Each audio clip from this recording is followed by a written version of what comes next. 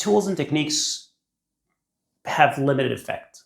Okay, I'm not saying that they don't work, but I'm saying that if you want to really create transformation, you need to go to the bottom of the bottom of the bottom of the bottom of the root cause of what's causing the frustration that you have with your family business, with your boss, with your startup, with your team, whoever it is. If you don't go down to the very bottom of it, whatever tools, technique, structure, system, technology you put in is going to have surface level change that'll keep you frustrated, more or less, right? And you've tried this before. I didn't even need to tell you this. You've implemented things before. You've tried the governance model, succession plans.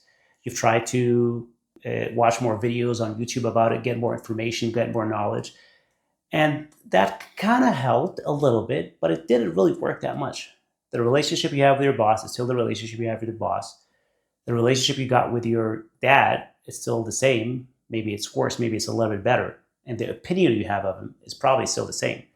And you're trying to understand him better, or you're trying to understand your mom better, but it's still kind of like, oh, my dad always does this, you know, always does, always, he has no self-awareness. He needs some therapy. My dad needs some therapy.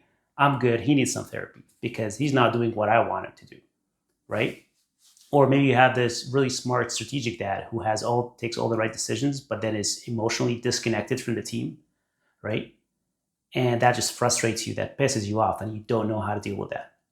Or maybe you're working super hard in your family business, or in your regular business, or in your startup, and everybody else is kind of like cruising or doing the minimum, or they are not really up to the performance standards that you have, and you're complaining about that all the time. You're having to do all the work, and you've kind of really gotten to the point where you really accepted it, which is a disguise for being resigned and cynical about it, right? So if you have all of that, right, no tool or technique is going to help you. What you need to do is get down to the bottom of the invisible dynamics that are having you avoid confronting with the root cause of the issue. This could be something like avoiding the real conflict, avoiding a conversation that you've been wanting to have for years and you don't have it. Or maybe you don't even know how to have it. Maybe you know that you need to talk to your dad, but you don't even know how to do it without pissing him off or without exploding, right? Maybe you've tried that in the past. And it's like, how do I do it? Right? So the first step to do it is to look at your vision. I'm not talking about vision like other companies talk about it. I'm talking about vision is in what really matters to you. What is your authentic vision in the world? If you're not connected to what that is, forget about it. None of this makes sense. It's not worth fighting for. It's not. You're better off continuing to complain, and things will get slightly better, slightly worse, and you'll live your life. You need to connect with your authentic vision, right?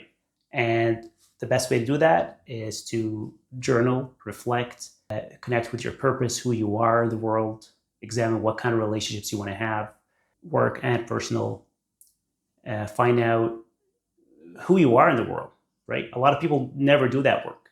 They just go get a job.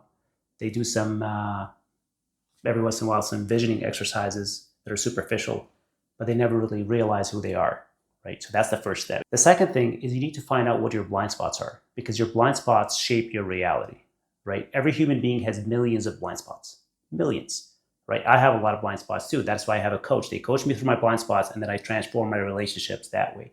So you need to find out what those are for you, right? If you don't have somebody to help you, you can start examining yourself with certain situations that happen to you.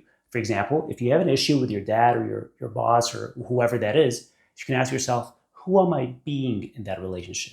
Who am I pretending to be, right?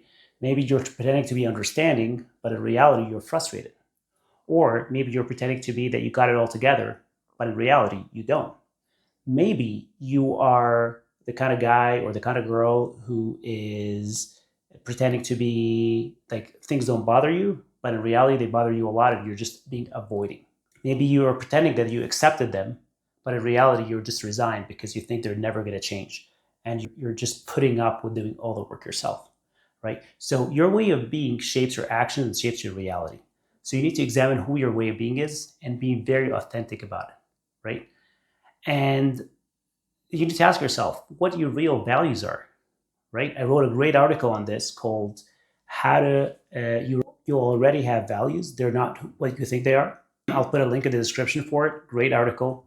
And it tells you about how we sometimes think that we're operating from our own value, but in reality, we're not. And what does not help, by the way, is the reinforcement of the outside environment to our story. For example, if you complain about your dad and all your family also complain about the same thing about what your dad does, that reinforces the distorted reality that everybody has about your dad, even if it's 100 people, right? And puts you in the frame of, I'm right, he's wrong, so he needs to fix himself. And we say things like, you know what, my dad is kind of, he doesn't emotionally connect, so maybe he needs to get some therapy. If he gets some therapy, works on himself a little bit, then the problem will be resolved, right? While that might be true, but you're still operating out of a blind spot that you're not seeing in that sense because you're still avoiding your own responsibility in the matter, right? You need to find that out, and that needs to be aligned with your value, right? Unless you go and do that work, which is very deep work, but it gets to the root, which is what matters, right? You can create what any kind of relationship you want.